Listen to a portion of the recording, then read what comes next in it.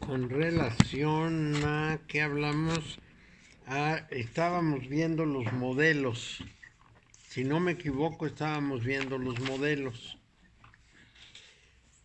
8 y 7, 15 y 7, 22, sí. ¿Hoy es 22? Sí, 7, 5, 12, ¿no? Sí. Hoy es 22 de julio y seguimos, es que hemos hablado de otras cosas y seguimos en el mismo lugar. Bueno, entonces en eso andábamos.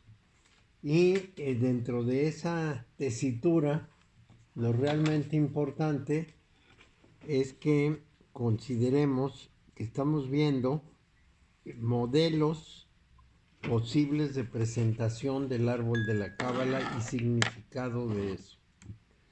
Me acabo de dar cuenta que en todo el día no he tomado más agua que la que acabo de tomar. ¿Quién sabe qué pasa? Que de pronto como que se me olvida.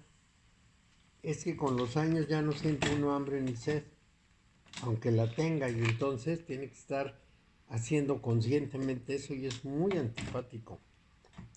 Estarse acordando que tienes que tomar agua es una barbaridad. ¿Lo oye bien, Mario? Sí. Sí, muy bien. Bueno, entonces, ¿qué es lo que decíamos? Decíamos que había tres modelos básicos de presentación del árbol de la vida. Un modelo es el modelo del universo total. En ese modelo del universo total, Malhut es el universo precisamente. ¿Vas a grabar, Mario, o no? Ah, qué bueno que me recuerdas.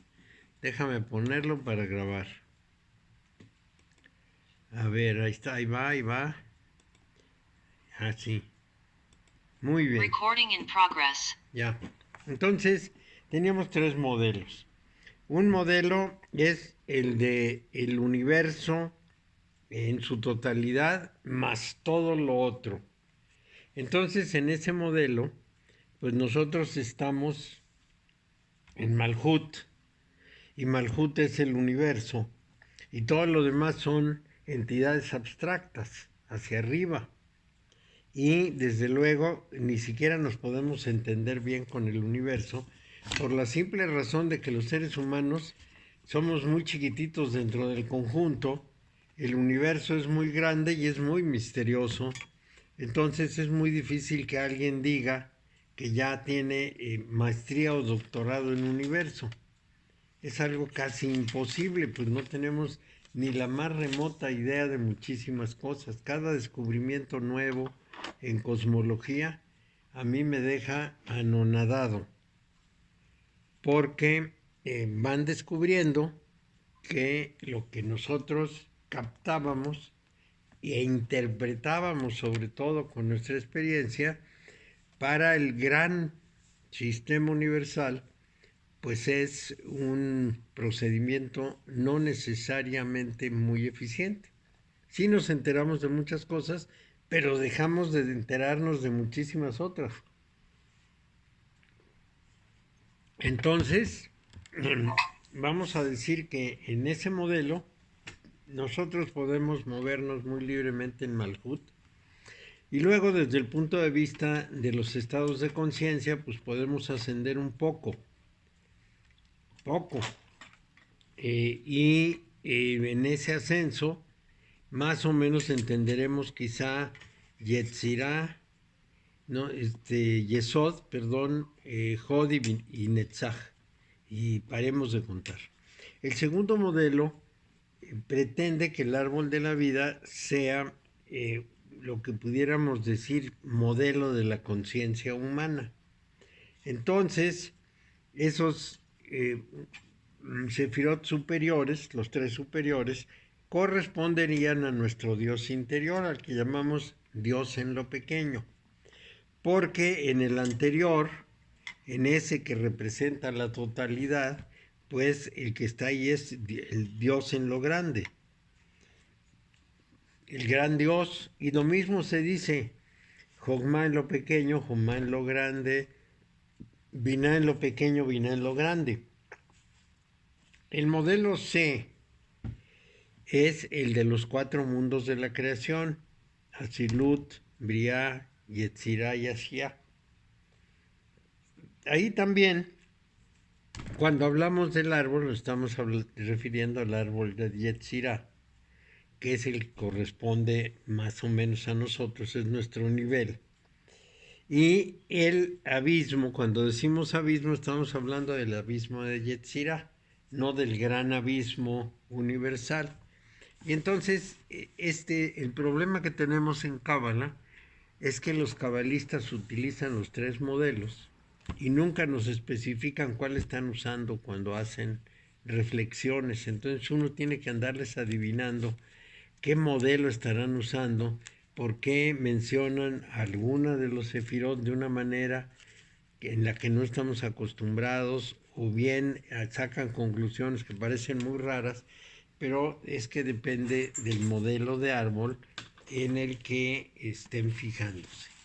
Y esto, que parece relativamente sencillo, es bastante difícil, porque simplemente lo mencionan y se queda uno como muy sorprendido de una consideración que hace un cabalista, si es que no está avisado que tiene que recurrir a los modelos para saber en cuál acomoda lo que dice ese cabalista. Entonces también se llega a la exageración de decir que en cada séfira hay un árbol completo, es decir, un árbol en Malhut, un árbol en Yesod, etc. Bueno, entonces es posible experimentar los 3 puntos más altos del modelo primero. No. No, porque son cuestiones de principio, no son cuestiones de manifestación. Es decir, yo no puedo llegar de ninguna manera a moverme dentro del modelo de la formación universal. Y no digo intelectualmente, digo prácticamente. Primero, no lo voy a entender, porque ese modelo de la estructuración universal debe ser algo que no se parece en nada a lo que nosotros conocemos. Es decir, no tiene que ver con objetos materiales y no tiene que ver con la forma en que nos organizamos nosotros. En segundo lugar, porque es abstracto, no está en ninguna parte. O sea, no lo voy a poder ver, no me voy a poder acercar, sino que tengo que llegar a él por inducción, a partir de lo que existe, ir induciendo cómo será el modelo universal. Cosa muy riesgosa, porque uno se puede equivocar muchísimo. Y finalmente, porque hay un abismo enorme entre lo que es la manifestación y los sentidos humanos y lo que es la realidad trascendente que da origen al universo. Verdaderamente vivimos en 2 mundos distintos y puede resultar una tarea muy frustrante intentar hacer eso. Pero ¿qué sí se puede hacer? Bueno, lo que sí se puede hacer, y por aquí andábamos un poco antes de detenernos, lo que sí se puede hacer es ir por los caminos laterales para irnos acercando a los sefirot superiores en el modelo A. ¿Cuáles son esos caminos secundarios? Son el 2, el 4, el 5, el 6 y el 7. El 2 llega directamente a Keter a través del abismo y es la memoria. Los seres humanos, lo sabemos perfectamente bien, tenemos una memoria neurogenética. Y esa memoria neurogenética es una memoria que viene desde la primera célula. Más o menos la consideración debe ser esta. En el universo puede haber muchísimas formas de vida. Es posible que una de esas formas de vida, haya llegado a la Tierra, una célula, o varias células, pero se murieron y solo una pegó. Esa es una hipótesis. La otra hipótesis es la posibilidad que se formara en la propia Tierra. Pero en lo que sí están de acuerdo los genetistas es que todos venimos de la misma. Es decir, que no son 3 o 4 tipos de células que se fueron relacionando, juntando, no. Todos los seres vivos vienen de una sola célula original.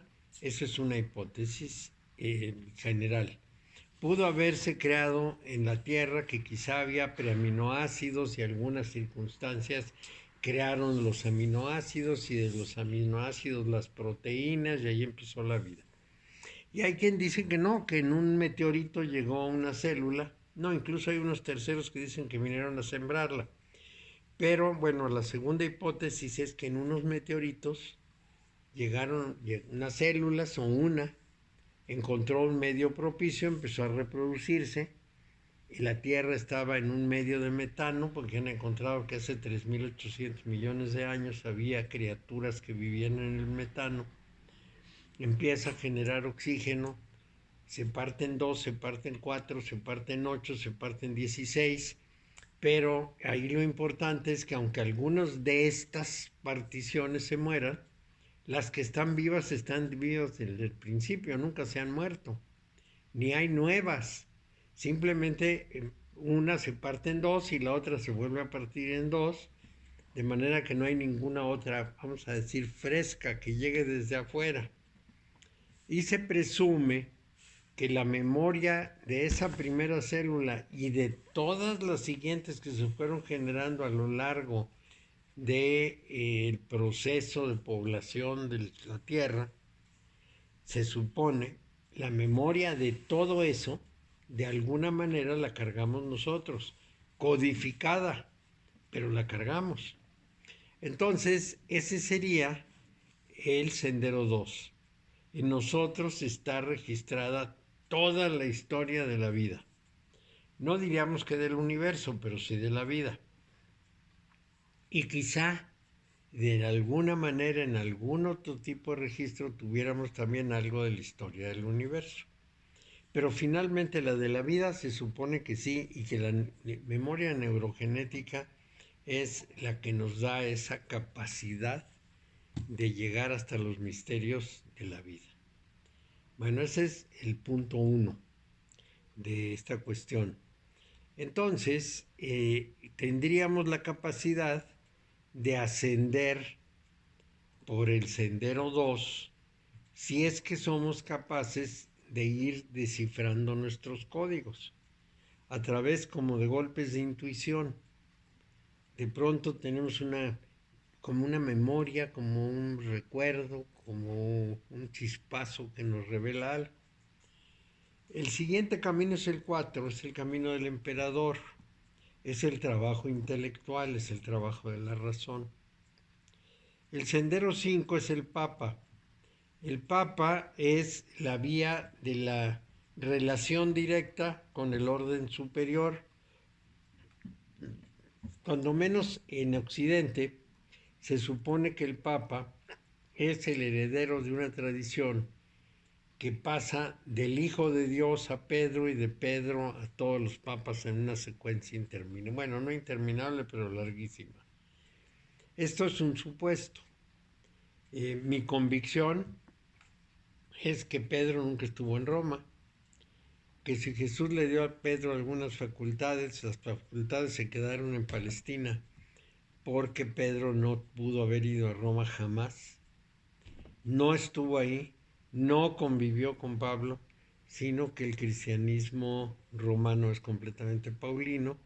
Entonces, si mi convicción es cierta, pues el Papa no tiene esa facultad. Quizá mejor algunos maestros de meditación muy profundos como los de Oriente puedan tener algún tipo de contacto de ese género. El sendero número 6 es el de las vocaciones, el que se entrega a la vocación de la búsqueda de las grandes verdades universales.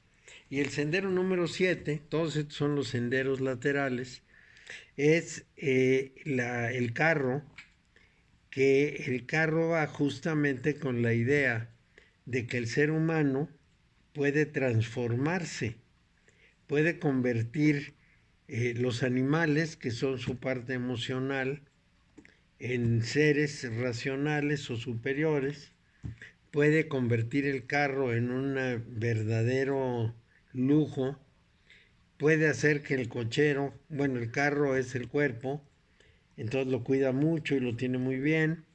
El cochero es el intelecto y el intelecto puede estar muy alerta. Y finalmente hay un dueño del carro que es el que realmente está trabajando y ese dueño puede despertar, hacerse cargo del carro y entonces tener la posibilidad de moverse en el mundo con una precisión muy grande en el mundo de la forma y por lo tanto conocer cuando menos esa parte de la realidad superior, cuando menos ese céfira que es Binah, el céfira de la forma, porque el papa y el emperador se alimentan en Jokmah. La vocación y el carro se alimentan en Binah. Y la línea 2, que es la de la memoria, y es la sacerdotisa, se alimenta directamente en Keter. Entonces, vamos a decir que dependiendo de la vocación o de la inclinación, unas personas podrían tomar los senderos 4 y 5, otras podrían tomar el 2 y otras más podrían tomar el 6 y el 7. Y de esa manera, si no descifrar el orden superior, porque el abismo no puede saltarse tan fácilmente, sí cuando menos aproximarse. Ahora, ¿cómo sería esa aproximación? Que esto es exactamente lo que los cabalistas nos especifican. Esa aproximación tendría que ser en calidad de experiencia y no en calidad de comprensión. Entonces, para tomar el ejemplo de Santa Teresa, lo que Santa Teresa nos transmite es precisamente esa capacidad intuitiva, directa, de encontrar algún vínculo con el orden superior. Ánimo, Sí. ¿Cómo se llama? El Tao no se puede descifrar. El Tao es imposible poder Sí, conocerlo, saberlo, llegar, no sé, nombrarlo. pero el sistema que nos está dando es una forma como poder, vamos a decir, comprender ese famoso Tao. Quizá no llegar a él, pero sí comprender hacia dónde Aproximarse. aproximarse. También el Tao Te Ching nos da una fórmula muy importante, porque dice que el Tao que puede comprenderse es la madre de todas las criaturas y es el ser. Al Tao le llama el no ser, pero a la madre de todas las criaturas la llama el ser. Y entonces dice que una y otra son la misma cosa y son la puerta de todas las maravillas.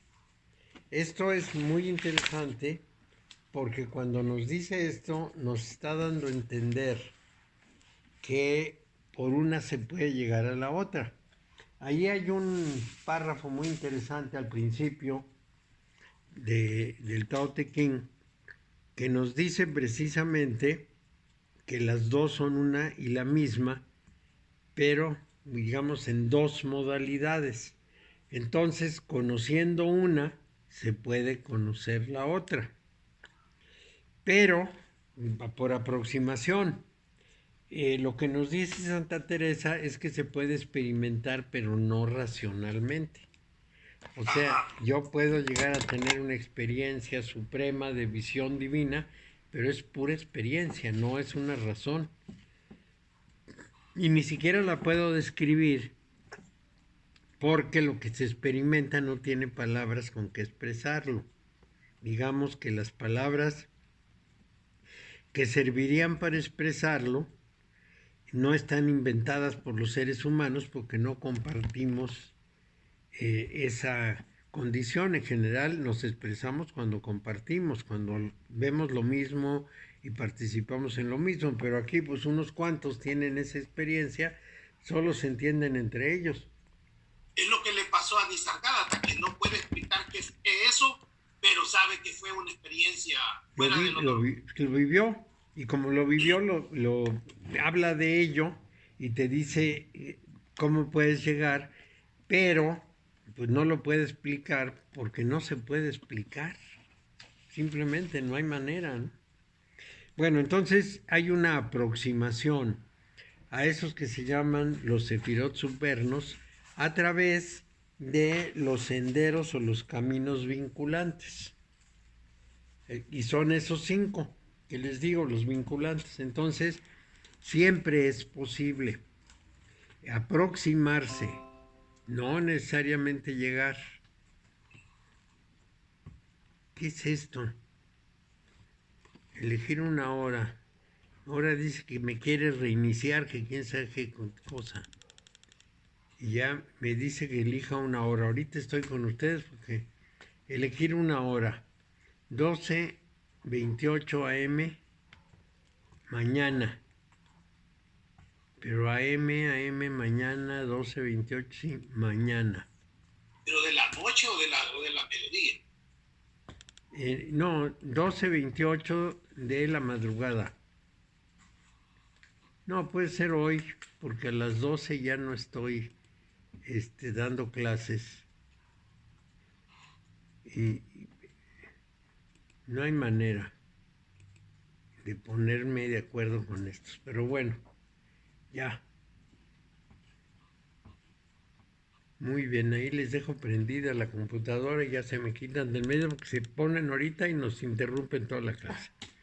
Bueno, entonces, experimentar cruda y directamente a Binah sería experimentar el origen de las formas, y experimentar directamente a Jokmah sería experimentar la fuerza que sostiene los miles de millones de galaxias, cosa que es imposible para un ser humano.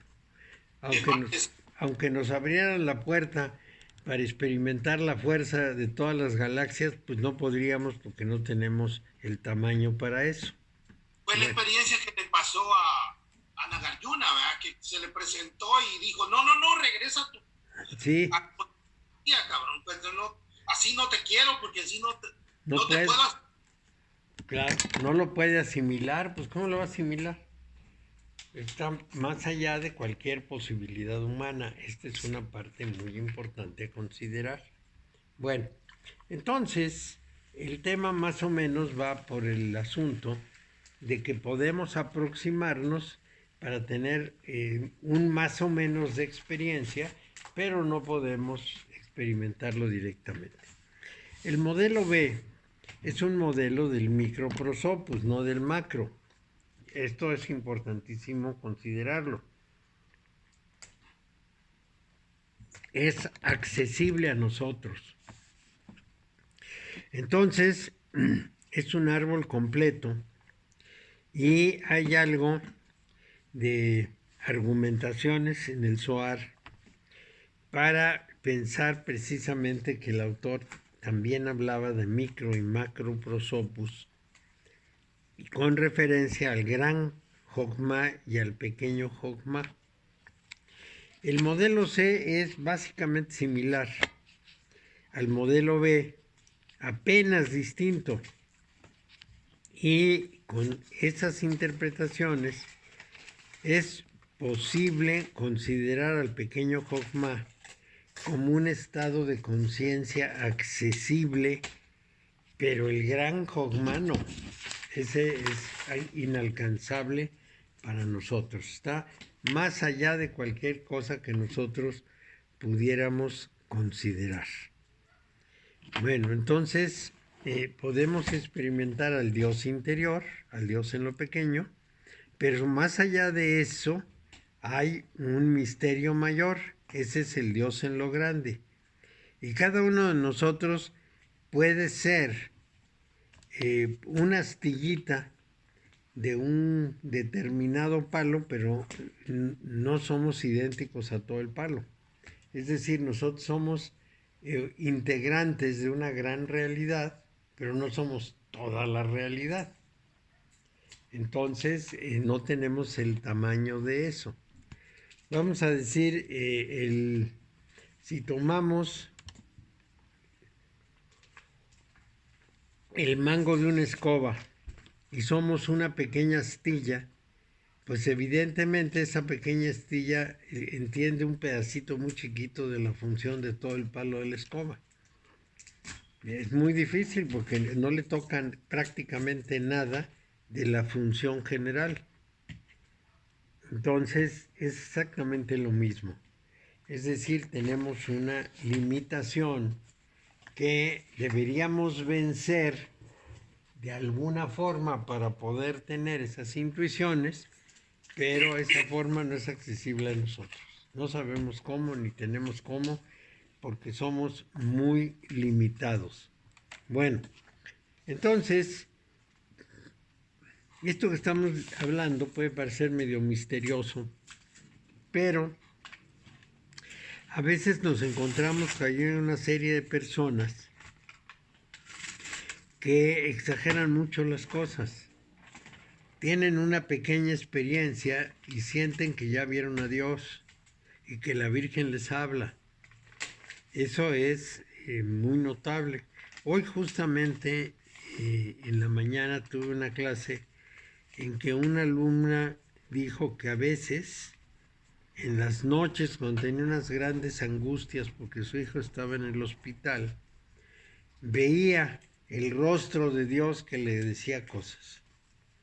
Bueno, no era el rostro de Dios, era el rostro de Cristo, que le decía por dónde debería guiarse y caminar, etc. Y bueno, ella lo percibe así. Puede ser muy exagerado pensar en que el Cristo se ocupa de cada persona en cada una de sus inquietudes, porque tiene una capacidad infinita de presencia, etc. Para ella es un hecho. Entonces, hay veces, las cosas se presentan de esa manera. Bueno, entonces tenemos otro problema en este tema. El problema es la definición de Dios. Esto ya lo hemos hablado y lo tenemos que seguir hablando porque es muy importante, dado que no hay cábala que no tenga Dios. No hay cábala sin Dios, pues Dios tiene que aparecer en todo el estudio cabalístico, queramos o no. Pero aquí hay un punto muy importante, lo que pudiéramos llamar definición. ¿Por qué? Porque es muy importante. Porque lo damos por supuesto. Es decir, para los seres humanos parece ya tan familiar el concepto de Dios, que dicen lo que se les pega la gana sobre Dios. Si Dios quiere, primero Dios, Dios mediante, le pedí a Dios, Dios no me escuchó, número infinito de expresiones sobre Dios. Incluso hoy aprendí una nueva, Dios es muy lento. Bueno, pues es una definición de una persona. Muy bien, entonces tenemos una serie de definiciones que las personas hacen, pero la mayor parte de los casos no hay definición. Simplemente desde que son niños oyeron Dios, lo repiten como pericos y no saben ni de qué están hablando. Y le preguntan a uno, ¿tú crees en Dios? Y la respuesta de uno no puede ser sino ¿quién sabe? ¿Cómo que quién sabe? Bueno, pues yo no sé qué crees que sea Dios. Si tú me describes qué crees que sea Dios, yo te digo si creo en eso. Y por supuesto no pueden describir, no, pues Dios es Dios, Dios no puede decirse nada de él, pero pues entonces ¿cómo vas a creer? El resultado es que en general resulta una especie de artilugio muy útil, ¿no? Yo decido que existe una realidad llamada Dios, de la que no sé nada, pero que hace todo lo que a mí se me ocurre. me escucha, me contesta, me da, me deja de dar, no me da nunca porque le pido y no responde, quiero verlo y no se deja ver, eh, en fin, vamos a decir que yo puedo imaginar casi cualquier cosa. Pero a la hora de las definiciones, la cosa se pone muy difícil. Entonces, en términos de la cábala, porque esto es lo que estamos tratando de descifrar, la palabra Dios se va a estar presente. La convicción de que hay un Dios creador y un Dios proveedor de luz, una providencia, también es un hecho en el judaísmo. Que Dios le habló a Abraham y le dijo que él iba a ser su pueblo elegido con sus generaciones, no tenemos la menor duda, está escrito en un texto y seguramente se lo dijo a Abraham si es que Abraham existió. Pero ¿qué es eso que llaman Dios? Eso no lo vamos a poder saber. Los judíos, que son personas inteligentes, están de acuerdo conmigo. Es decir, los cabalistas, a pesar de que mencionan a Dios como el punto de arranque de todo, lo mencionan de una manera indirecta. Lo mencionan como Ain, que quiere decir sin, como Ain Sof, que quiere decir sin límite, como Ain Sof Aur, que es luz sin límite, y de esa manera, pues en realidad se refieren adjetivándolo, no le ponen un nombre como nosotros y no se comprometen a explicar qué es o quién es, sino solamente a decir cuál es su efecto sobre nuestro mundo. Eso es una cosa importante. Y es importante porque comprendieron que no había cómo precisar esta cuestión de qué es Dios. Y también porque comprendieron otra cosa muy importante, quizá más tarde, más cerca de nosotros, pero lo comprendieron a fondo.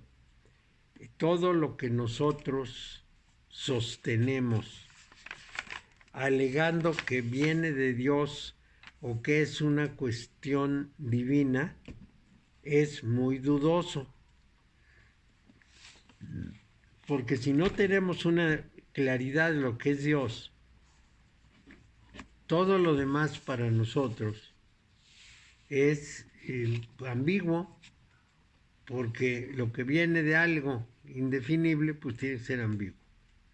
Entonces quizá tendríamos que decir que no hay todo eso que se dice, que cada vez que se habla de los 9 cielos, del Mesías, de los grandes poderes, del amor divino, etcétera, que se le encuentra en la noche, de que uno puede, en la muerte, perdón, de que uno puede dialogar con él, y todas las tradiciones ocultas y esotéricas alrededor de esos poderes superiores, finalmente quizás solo sirvan para paliar nuestro miedo a la muerte, porque son cosas de las que no podemos hacer afirmaciones de ningún tipo.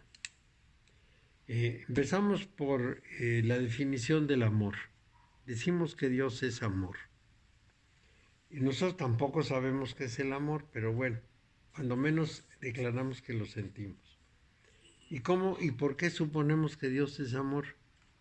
Porque lo dijo un profeta. Bueno, pero ¿y el profeta tenía razón o no tenía razón? ¿El profeta era la representación de la verdad? Entonces, ni siquiera sabemos si Dios es amor, si tiene intenciones, si nos da seguridad, si está en el mundo después de la muerte.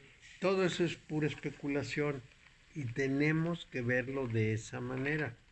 Y en la Cábala, de hecho, se ve de esa manera. Es decir, la persona, el cabalista, está convencido de que esa realidad a la que él llama el santo bendito sea, o que le llame el nombre Hashem, o que le llame el Señor Adonai, esa entidad tiene una declaración que está contenida en los textos que hay que descifrar. Y que cuando uno empieza a descifrar los textos, aparte de que hay una metodología, también hay algo que sería como la influencia superior que nos guía a una respuesta correcta. Esto a mí me parece extraordinariamente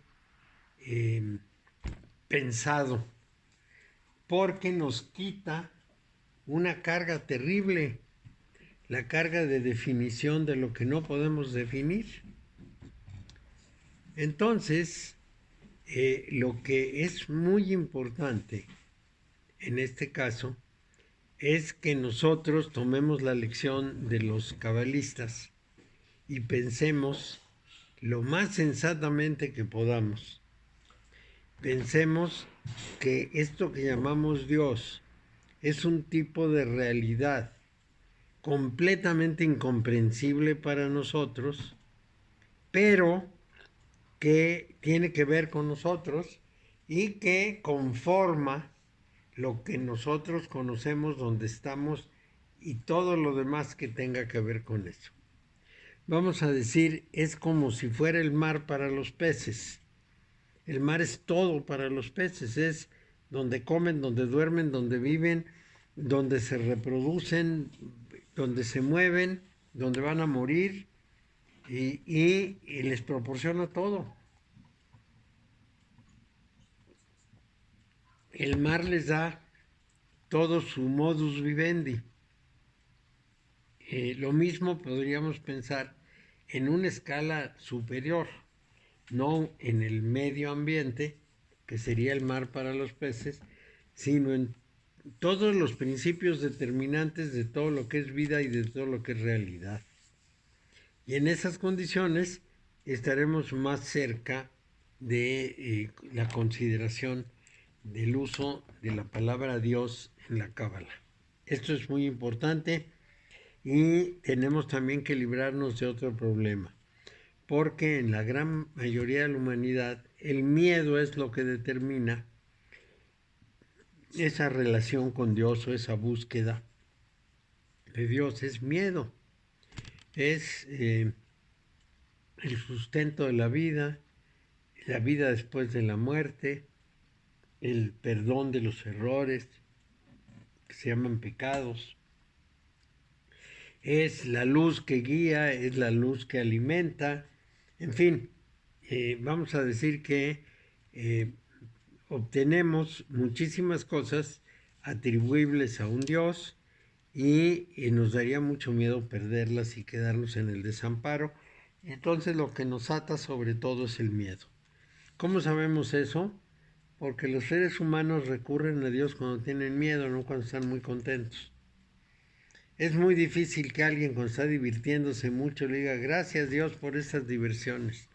Pero es muy fácil que cuando está sufriendo le diga quíteme este sufrimiento o evita que lo padezca. Va a venir un huracán y se ponen a rezar para que Dios no permita que les pase algo. Entonces, el miedo es un factor muy importante en este juego sobre la concepción de lo divino. Bueno, entonces tenemos miedo a muchas cosas. Tenemos miedo a la soledad, tenemos miedo al rechazo, tenemos miedo a la enfermedad, al decaimiento, a la desintegración, a la locura, a la carencia de significado, a la arbitrariedad, a la inutilidad, a la muerte, a la aniquilación. Tenemos miedo a todo. Somos extremadamente dubitativos y todo esto ya lo había especificado el Buda muy claramente, que nuestros deseos tienen un cumplimiento posible y a nosotros nos hace sufrir el que eso no se cumpla. Por eso él dice que el sufrimiento deriva de que estamos apegados y esos apegos pues determinan que si no se cumplen vamos a sufrir. Entonces el sufrimiento se convierte en una pauta general de la vida del ser humano y él se convierte porque antes, previamente, el ser humano hizo depender su equilibrio, su tranquilidad, su paz básica, la hizo depender del cumplimiento de sus deseos. Y la fórmula que les había comentado días antes habla precisamente de eso. Es decir, uno no debe querer lo que desea, sino desear lo que quiere. O lo que es lo mismo, no debe poner todo el empeño para cumplir la multitud de deseos que le surgen, sino que debe tener una meta y desear llegar a esa meta. Su deseo debe ser cumplir aquello que ha definido como su finalidad o su misión en la vida. En cambio, si está entregado al cumplimiento de sus deseos, pues lo que le espera, como el Buda lo dijo muy precisamente, es sufrimiento. ¿Por qué? Pues porque no va a tener todo lo que quiere, porque va a envejecer, porque se va a morir, porque se va a enfermar, porque va a perder gente, etcétera. Entonces, como no se le cumplen los deseos, pues sufrirá mucho. Entonces tenemos que ver ese mundo cabalístico en ese ángulo. Y voy a tratar de resumirle en 4 palabras todo esto. El mundo de la cábala se funda en la existencia de un Dios. Pero ese Dios es un Dios muy singular. No se parece al concepto que nosotros usamos, porque no solo habla con Abraham y le echa un rollo largo. Ese Dios un día llega a la tienda de Abraham y en la tienda de Abraham aquí hay hojitas, en la tienda de Abraham logra comerse junto con 2 ángeles unos trozos muy grandes de ternera y unas tortillas árabes y total es un Dios comelón. Bueno, pues este no es. ese no era. Ese es parte de la fantasía de la época. Por el otro, sí. Por el otro lado, vamos a decir, la definición de un Dios puede ser una cosa muy abstracta, en el sentido de un principio general que todo lo permea y entonces es mucho más legítimo.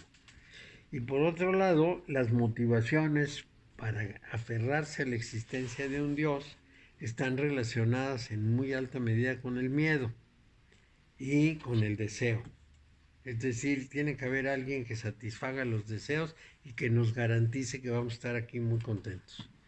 Bueno, entonces para la cábala es esencial ese concepto y se va a manejar de muchas maneras. Para la cábala también es esencial la relación de ese Dios con el ser humano, porque hay un ser humano que pudiéramos llamar modelo, un ser humano típico, representado por Adán, que no cumple las expectativas divinas y entonces ese Dios lo expulsa del paraíso. Es decir, le quita el estado de unión y de unidad. Y de esa manera hay una caída hacia la dualidad. De la unidad que es perfecta, inconmovible y paz, cae el ser humano a una realidad que es exactamente todo lo contrario. Inseguridad, intranquilidad, insuficiencia de medios, incapacidad de explicación de muchas cosas, etc. Bueno, entonces el tema de la caída es el segundo gran tema cabalístico. El primero es la existencia de una realidad superior. El segundo es la caída, porque nos dirán los cabalistas, más bien los contemporáneos que los antiguos, que la caída determinó que perdiéramos el árbol de la vida y nos aferráramos al árbol del conocimiento del bien y del mal. Es decir, el ser humano, el primordial, que no estaba dividido en 2, de pronto confía de más en la forma y al entregarse a la forma, que es el árbol del conocimiento del bien y del mal, cae del paraíso y al caer del paraíso tiene que luchar con la forma, es decir, tiene que trabajar con la forma de 1000 maneras, pero deja atrás la vida. Entonces, todo esto es muy simbólico y lo que realmente nos están avisando o nos están diciendo es precisamente que los seres humanos nos perdemos en la forma. No es que la forma no sea necesaria, es que no es la solución, no es lo único que existe, sino que hay la otra, el fondo, la fuerza, y que cuando nos alejamos de esa fuerza o nos enajenamos de esa fuerza, perdemos una proporción muy alta del sentido de las cosas. Bueno, entonces nos dicen los cabalistas un tercer concepto que es muy importante. Tenemos el árbol, tenemos a Dios, tenemos al ser humano que tiene la caída, pero luego hay un vínculo. Ese vínculo que relaciona una cosa con la otra es el alma. Y esta definición del alma es, bueno, el tema más difícil del mundo. Igual que sucede con la palabra Dios, pasa con la palabra alma.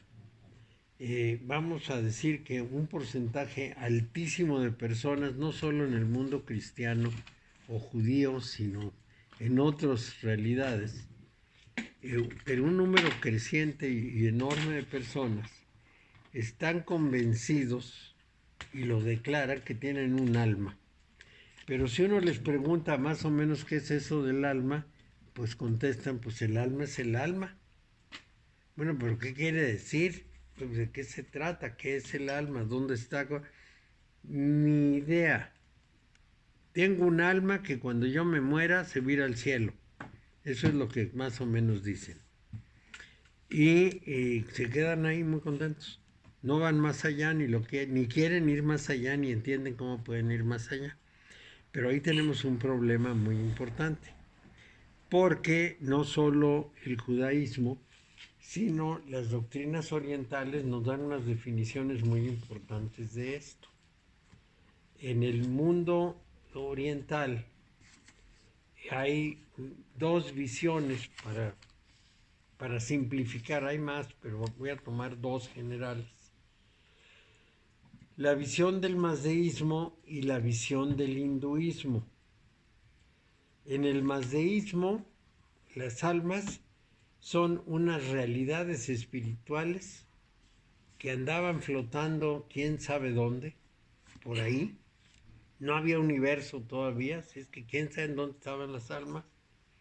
Aparece el universo, aparecen el Dios del bien y el Dios del mal, y las almas son convocadas a la batalla entre el bien y el mal y se hacen presentes. Entonces, esa definición lo que nos dice es que el alma es algo así como una esponja absorbente del comportamiento del ser humano. Si el comportamiento es el adecuado, conforme a fórmulas se les pegó la gana inventar, pero si es el adecuado, entonces esa esponja cargada del buen comportamiento va a regresar a ese lugar donde estaba tan contento y quién sabe por qué se metió en el pleito. Pero si no se carga de lo correcto, entonces le va a ir fatal, porque va a terminar fundida en un gran bloque de metal del que no se podrá zafar. Así lo definían, porque para ellos era, digamos, muy accesible esa idea. Hay un río de metal fundido en el cual van a ser arrojados el dios malo, sus legiones y todos los que lo siguieron, y se van a quedar fundidos en ese lugar para siempre, ahí congelados en el metal. Bueno, entonces esa es la definición del mazdeísmo. ¿Cuál es la definición del hinduismo? ¿Qué es el alma? Bueno, pues para el hinduismo el alma es la única realidad. Todo lo demás no es real. Esa es una definición muy importante, porque si entendemos eso de esta manera, si la única realidad es el alma, entonces estamos trabajando para el cuerpo, por lo tanto estamos trabajando para lo que no es real. Estamos trabajando para lo que no tiene ninguna esperanza de permanencia. Bueno, pero aquí la cosa es distinta, porque ese alma que es muy real, resulta que requiere un trabajo. El ser humano vino a la tierra para trabajar con el alma, no para trabajar con el cuerpo. Entonces no está ligado a la personalidad, sino que está ligado a algo superior. Eso que Nisargadatta llamaba el presenciador, que aquí llamamos el testigo, y que es lo que los gnósticos llaman el yo real. Ese es el que debe aparecer, manifestarse y desarrollar el alma. Muy bien. Entonces, ese es el tercer elemento de la Cábala. Lo voy a repetir. Dios, su palabra, o sea, su enseñanza, que es, digamos, la materia prima de la Cábala. El árbol es una representación de esa enseñanza y el alma humana. Entonces, el ser humano trata de descifrar su lugar estudiando los libros sagrados que nosotros llamamos el Nuevo Testamento, el Pentateuco, porque eso es lo sagrado para los judíos. Sí, dime, Luis. Mario, Adán Kadmón, ¿qué papel juega allí en esto del alma? Adam Kadmon es la idea de Dios respecto a lo que va a crear. Digamos, es el hombre arquetípico que no tiene realidad física ninguna. Es el modelo general en la mente de Dios. Entonces es un árbol, es el quinto árbol superior. Nosotros hablamos de 4 árboles y nos brincamos el árbol Adam Kadmon. Pero nos lo brincamos porque si ya el árbol el árbol de Asilut es inaccesible, el árbol de Adán Kadmon, que está todavía más arriba, pues ese ya es indescifrable. Pero este no tiene nada que ver con el alma humana, ¿no? No, no, nada. Nada. ¿Qué? Nada que ver con el alma humana. Es previo a que haya un ser dotado de alma. Bueno, entonces les decía que hay Dios, su palabra, eh, y el alma humana que trata de descifrar su palabra, que trata de conformarse o elaborarse alrededor de esa palabra. Entonces, estos son los 3 grandes elementos en juego y por Ese eso hablamos... todavía no lo has dado, ¿verdad? ¿Cómo? El quinto árbol todavía no lo has dado. No, eso nunca se da. Ah, nunca se da, ok. Nunca se da, no hay nada escrito, todo es oral, todo es más o menos vacilante o dudoso, se habla muy indirectamente de él. Cuando menos en los cursos que tomé con los judíos, era mencionado, pero nada más. ¿Cómo lo mencionan? Dicen, para llegar del estado humano normal hasta asociarse con Yahvé, ni siquiera dicen Yahvé, dicen con el Boré, con la providencia, el ser humano tiene que recorrer 125 escalones, 25 por cada árbol. Y dice cualquier discípulo, cualquiera que está ahí estudiando, dice, bueno, pero a mí si son 25 por cada árbol y tenemos 4 árboles, pues son 100. ¿Y los otros 25 de dónde salen? Ah, salen de un árbol adicional que es el Adam Kadmon. Bueno, ¿y ese árbol qué es? No, pues ese árbol es un misterio. Ah, bueno, ahí nos quedamos. Y el modelo de Adam Kadmon es muy complicado. Colin Lowe, que fue discípulo de Dion Fortune, escribió un libro sobre la cábala hermética, un libro de mucha calidad que les mencioné recientemente. Y bueno, él hace algunos comentarios sobre esto. Algunos, no muchos, porque no hay mucho elemento. No tenemos mucho conocimiento de esto. ¿Cómo se llama el documento de Colin Lowe? Se llama la cábala hermética.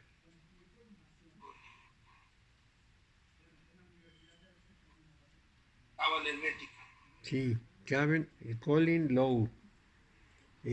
Existe el libro en inglés. Creo que hay una traducción, pero agotada. Creo que hay, no estoy seguro. Yo lo tengo en inglés y nunca lo he conocido en español. Habla del quinto árbol, así someramente. No. Hace nada más así, con la mención que les hice, eso es de lo que hablo. No más. Del quinto árbol no habla nadie.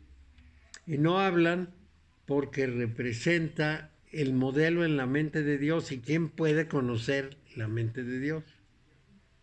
Más o menos sería esa la idea. Pero bueno, en algún momento les puedo tratar de dar todos los referentes del Adam Kadmon, porque se menciona mucho Adam Kadmon, la palabra, y se menciona como modelo de la humanidad y de varias maneras se hace referencia, pero Sí, como que lo evaden mucho. Sí. Fíjate, a mí me parte la madrina cuando me hablan del Adán Calmón y el Adán Calmón, pero no dicen nada del Adán Calmón. Pues es que no sabe nada. ¿Qué chingados me están diciendo? ¿Qué me están diciendo? Pues nada. Sí. Mejor me leo el libro del Tao, cabrón, porque es más accesible. Sí. No, del Adam Kadmon está muy complicado, pero bueno, yo les ofrezco que al final de esta secuencia que estamos siguiendo, podemos tratar de Pero ya, reunir material sobre él. con la explicación que me estás dando, ya me clarifica. Bueno, así está la cosa, así está la cosa. Sí, es un misterio. Bueno, entonces, les decía, el alma es el otro componente del conjunto y para los judíos hay 4 categorías de alma. Igual que hay 4 mundos, Asilut, Briah, Yetzirah y Asiá. Así y hay igual 4 categorías de almas. Y esas 4 categorías de almas son muy, ¿cómo lo pudiéramos llamar? Muy misteriosas, porque para nosotros son muy raras. En realidad son 5, pero la última como que se funde y ya no es tan personal la cosa. Ellos hablan de 5 almas, pero la última, les insistiré, estamos como con el Adán Kadmon, ya es algo así como muy ambiguo, entonces ya las recorreremos. Tenemos ¿sí? ¿Cuáles son las 5? Las 5, bueno, una es Nefesh. Nefesh es el alma corporal. Nefesh con PH y con H final. Nefesh es el alma corporal. ¿Qué quiere decir alma corporal? La que se encarga del cuerpo y vigila el cuerpo hasta que se disuelve en la tierra. Es decir, permanece después de la muerte cuidando el cuerpo. Ese es el Nefesh. Luego está el Ruaj. El Ruaj es espíritu viento, que ese es como se traduce la palabra. En general se dice que es algo parecido a un espíritu intelectual. Luego está el aliento que se llama Neshama. Es el aliento, la respiración. Entonces este es distinto del Nefesh. El Nefesh es, ya les decía yo, el alma corporal. El Ruaj es más bien el aliento de vida. Cuando se va el Ruaj, la gente se muere. El Neshama se desprende posteriormente, porque Neshama es de un orden superior. Entonces, más o menos se los puedo describir así para darle algún sustento, algún cuerpo a esto. Se dice que cuando una persona muere, después de algunas horas pierde 16 gramos. ¿Qué son los 16 gramos? El cuerpo astral es un cuerpo físico, más sutil, pero es un cuerpo físico, porque si no, no pesaría. Si pesa es porque es físico. Muy bien. Ese cuerpo físico se abre y entonces Neshama sale y regresa a su punto de origen. O sea, este Neshama es cotejado con prana, ¿no? ¿O es otra cosa? no es con prana, no. Es otra cosa, vamos a decir, el aliento que hace que la vida exista en el ser humano. Pero no es el aliento de vida como Ruaj. Vamos a decir, vamos a ver, la gente muere y Ruaj se va y deja de respirar. Y se acabó. Entonces Nefesh se queda cuidando el cuerpo. Se desprende el cuerpo astral, se resquebraja y entonces Neshama escapa. Regresa a su punto de origen. Al ascender nos vamos a encontrar con Chia, que es la vitalidad. Y luego Yechidá, que es la quinta, a la que se le llama la singularidad, el ser único. Pero ese ser único es muy abstracto. Hablar de alma, ¿qué les diría yo? No es la individualidad, ¿verdad? No es la individualidad. Pues no, se le llama singularidad. Pero mira, aquí el punto clave es este. Ese es colectivo desde el punto de vista de los seres humanos. Es, digamos, único, pero colectivo. Explicación. Hay una realidad que encarna a través de un cuerpo.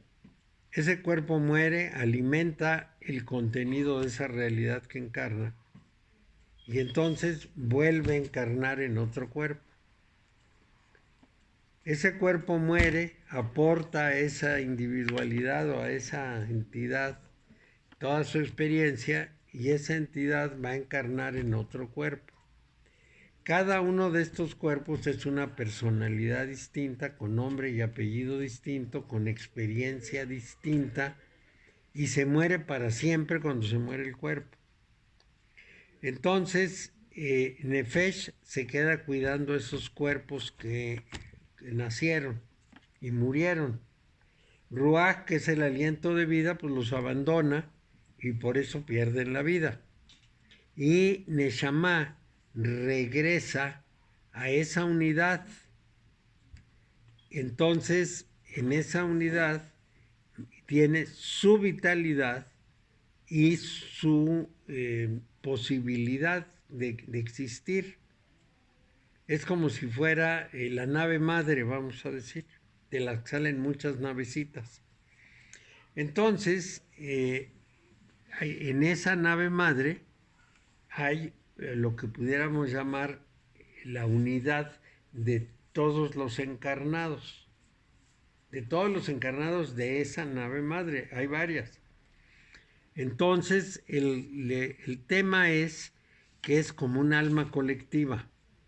Se le llama singularidad y ser único, pero es el verdadero ser. Los que encarnan son personalidades, y a esas personalidades están ligadas a un verdadero ser que es único. Entonces, ese ser único, por ejemplo, al que yo pertenezco, ha tenido muchas personalidades que le pertenecen. No solo yo, sino muchas personalidades que le pertenecieron.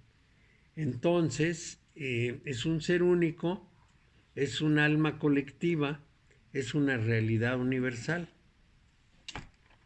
Eh, no lo podemos describir de otra manera.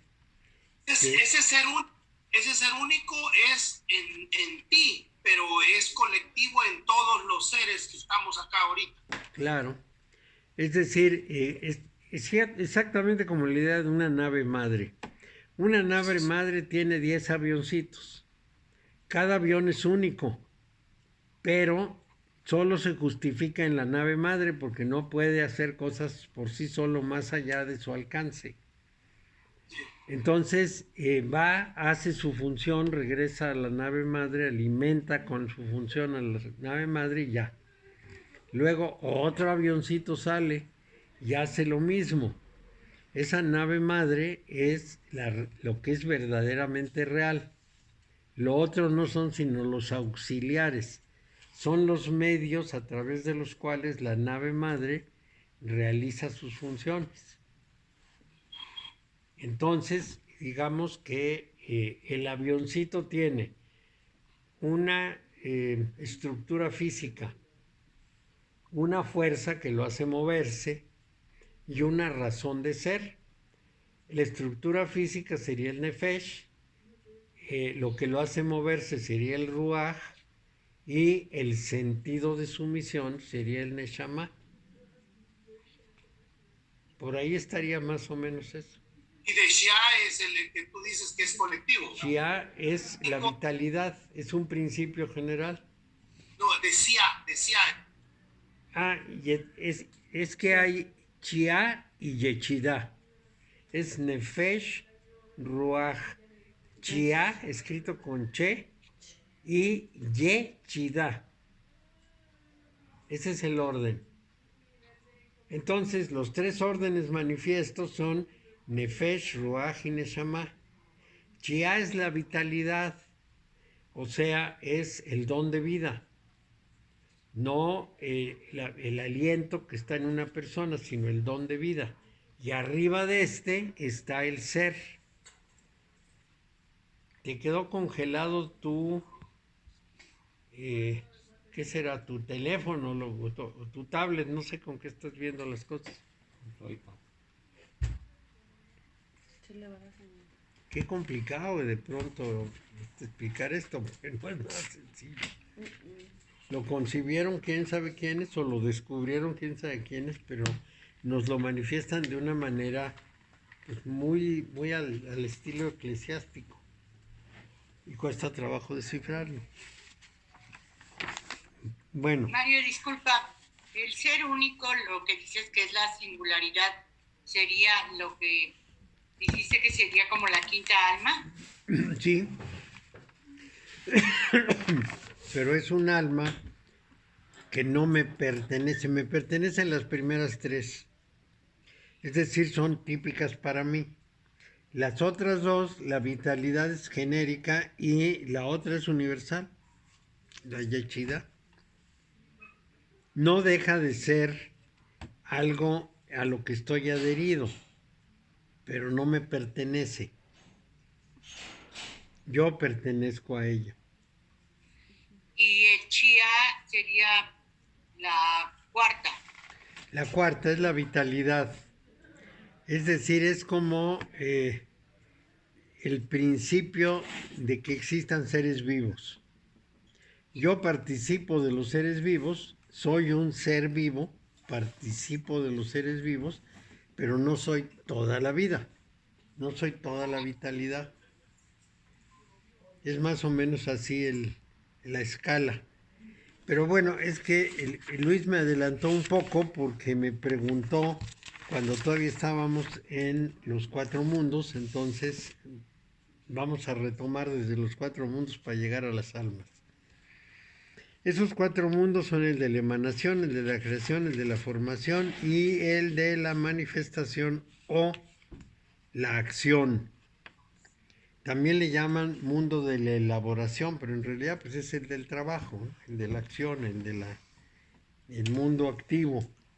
Muy bien. Entonces,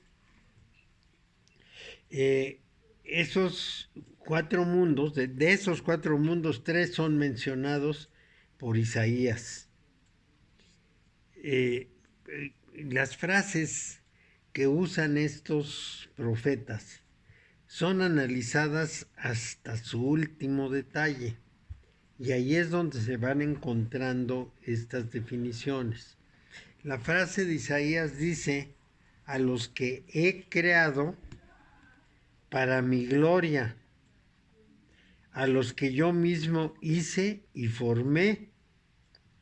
Entonces ahí habla del Atzilut, que es el mundo de la emanación, del Briá, cuando dice hice, y del Yetzirah, cuando dice formé. Hice es crear, y formar es la función de Yetzirah. Entonces, en esa frasecita, el que ha creado es precisamente la emanación, el mundo de la emanación, el mundo del arquetipo. Y luego los concibe y los crea, y luego los forma. Y así especifica esos 3 mundos. No especifica el mundo de la manifestación porque está diciendo lo que hizo. Bueno, entonces, Plotino, que fue un filósofo muy destacado, al que se le llama neoplatónico, pero que en realidad es neotodo, es neoplatónico, neoaristotélico, neoestoico, neotodo. Es decir, él recoge, más o menos en el siglo II de nuestra era, recoge toda la filosofía griega hasta ese momento y él hace su propia versión. Entonces, aunque lo han calificado de neoplatónico, en realidad, pues sí, tomó elementos de Platón, pero también de todos los demás. Plotino habla de 4 mundos también. El mundo de él. Él es lo que pudiéramos decir, pues, el ser supremo, para ponerle un nombre. Ahí, bueno, luego hay la mente divina. Entonces está él, luego la mente divina. Luego el todo alma, todo guión alma. O sea, lo que estamos viendo como el tercer elemento cabalístico. Es el todo, toda la creación. Y finalmente el mundo sensible, en el que vivimos y nos desempeñamos. Así lo especifica Plotino.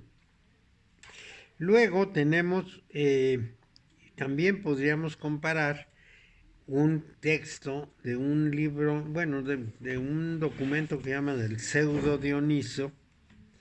El Pseudo Dionisio es un documento muy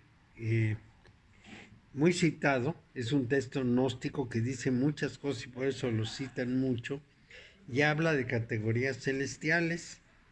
Entonces hay un mundo super celestial, es el mundo del nous, de los noúmenos.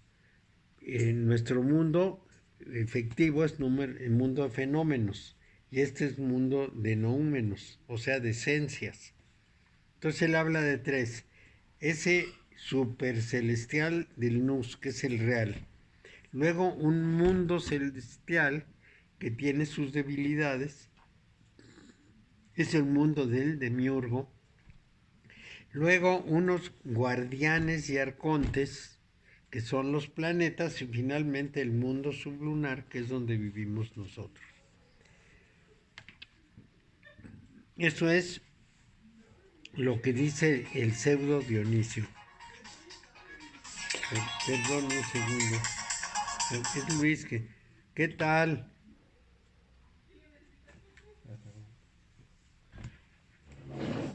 Ah, porque te quedaste congelado de pronto, sí. Claro, sin corriente no se puede. El sábado no va a haber.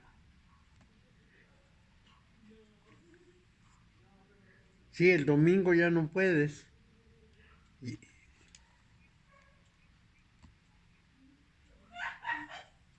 Sí, claro, claro. No, pues se fue, se acaba, que es rarísimo en Estados Unidos quedarse sin corriente, pero pasa.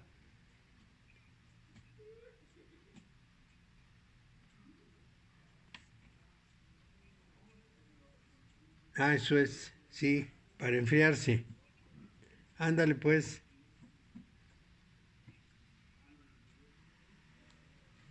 sí, no está grabándose. Ándale pues, hasta luego. Luis, que se fue la corriente en Los Ángeles. ¿Cómo la ven? Mm. Bueno, entonces, volvamos a donde estábamos. Hay esos cuatro mundos y el mundo sublunar, pues es el último de ellos, que es donde nosotros vivimos. Estos son dos ejemplos de una descripción similar, hecha en época distante. Plotino es del siglo II, cerca del tiempo, o más cerca del tiempo de cuando escribieron la Biblia. Y el pseudo Dionisio también es más o menos de esa época. Entonces habrían pasado desde el año 490, prácticamente 500 y 200, 700 años entre cuando escribieron la Tanaj y de lo que se está hablando. Bueno, entonces el modelo cabalístico de los cuatro mundos, ¿qué es lo que comparte con estas dos vistas alternativas y a otras más antiguas que también se conocen? Lo que comparte es que necesitamos un puente de algún tipo entre el orden superior, digamos, la perfección del Dios trascendental y la finitud e imperfección de nuestro mundo material. Necesitamos un puente que brinque el abismo. Hace mucho tiempo, ni siquiera les puedo definir cuántos milenios, se había hecho una definición de lo que tenía que vivir un muerto. ¿Por qué pasaba un muerto? Entonces decían que ya saliendo de nuestro mundo habitual, material conocido, había un puente como el filo de una espada que pasaba sobre un río de fuego, de manera que las almas puras podían caminar por el filo de la espada y llegar al mundo celestial, y las almas impuras caerían en ese río infernal de fuego. Yo creo que de ahí vino la idea posterior del infierno del mundo católico. Pero esta idea viejísima de lo que habla es precisamente de un puente que libre el abismo. Y solamente los muertos pueden cruzarlo. Esa viejísima idea, probablemente es una idea de hace 5.000, 6.000 años. Esa viejísima idea ha permanecido de muchas maneras. Y desde luego, uno de sus elementos fundamentales es que nosotros no podemos brincar ese abismo en vida. De ahí las vías indirectas de que estábamos hablando, las vías laterales, porque solamente a través de las vías laterales podemos asomarnos un poco a qué es aquello, pero solamente después de la muerte se puede brincar el abismo. Esa concepción no es muy enfocada a la dualidad donde se determina el bien y el mal. Pues sí, es enfocada al asunto del bien y el mal, efectivamente. Pero bueno, vamos a pensar que en el mundo cristiano de lo que se habla es de un juicio. Lo mismo en el mundo mitraico, en el mundo cristiano y en el mundo, no en el judío, no. En el judío vino después. Se habla de un juicio, Y si pasas el juicio, ese sería el puente, vas a un lado. Y si no pasas el juicio, pues te vas al infierno.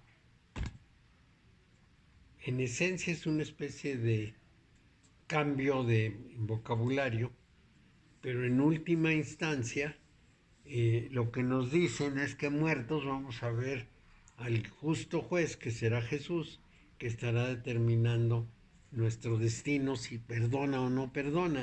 En última instancia, pues estamos hablando de la misma historia, que ya muertos podemos ver a la divinidad. Esa es la idea de la humanidad.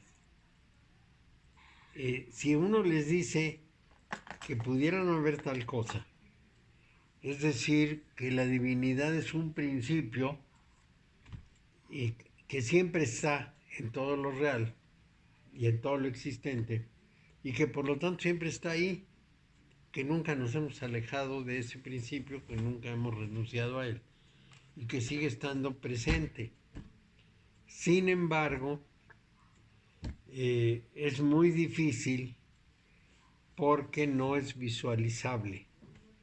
Entonces, la mayor parte de la gente insistirá mucho en que es posible, ya muertos, ver a un Dios, pero si ese Dios es concebido como una persona, se le puede ver, pero si es concebido como un principio, pues no se puede ver nada y no sabe uno ni con qué se encuentra.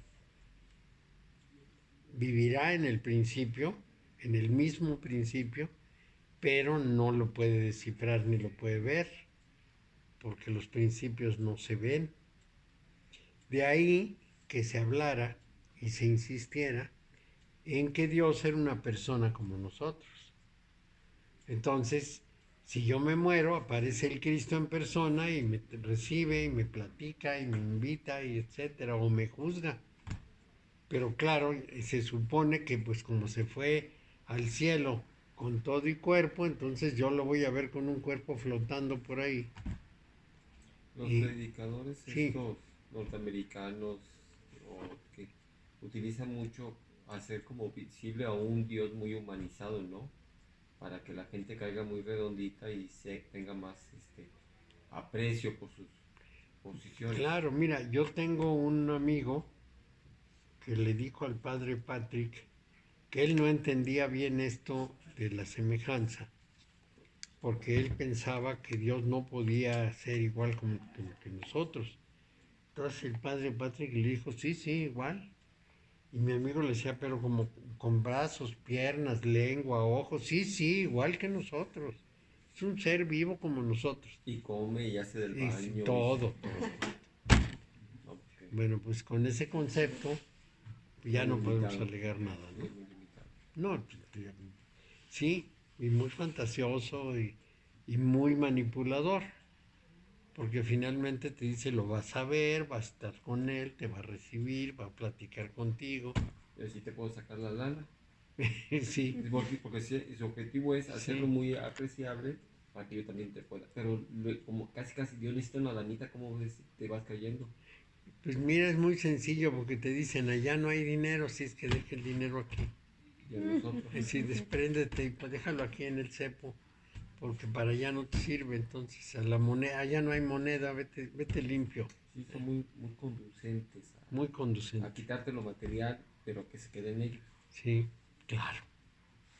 Según ellos, para seguir predicando la fe. Sí, Pero en última instancia, lo que está pasando ahí, lo que hay detrás de todo esto, es esa idea de que pudiéramos llamarla, la idea de que el mundo superior es idéntico al inferior y que las cosas son iguales y que nos vamos a encontrar con lo mismo.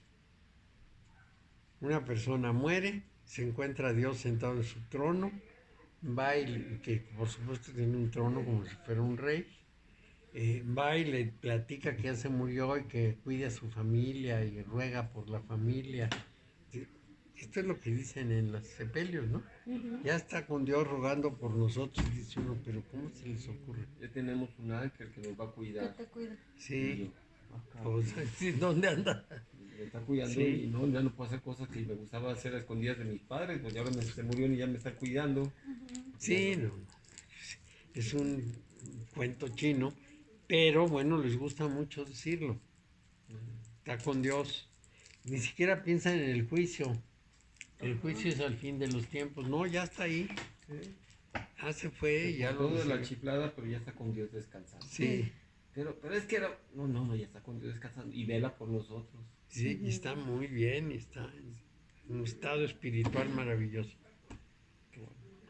Qué bueno. Entonces, bueno, el resultado es triste en ese sentido de la interpretación, pero bueno, es así.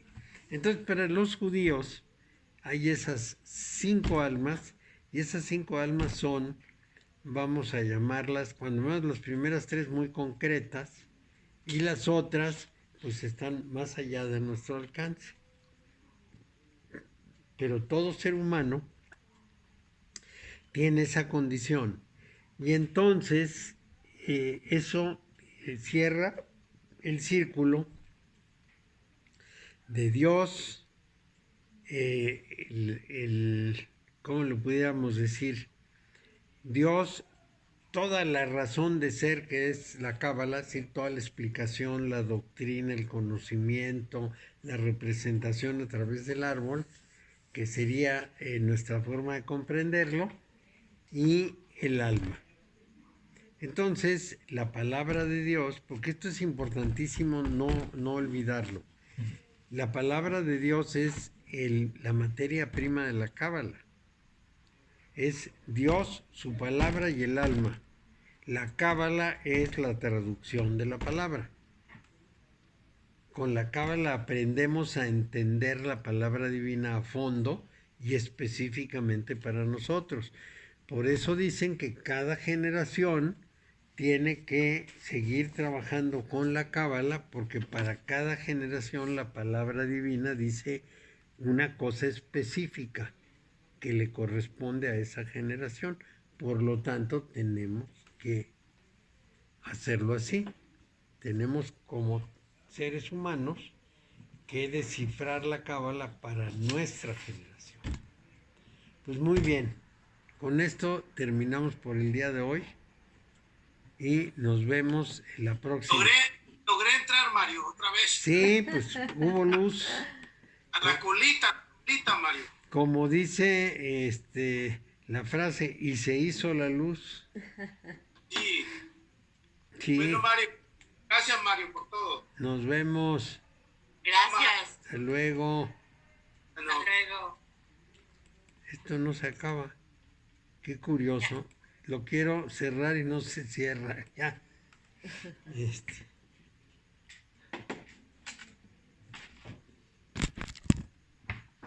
Decían unas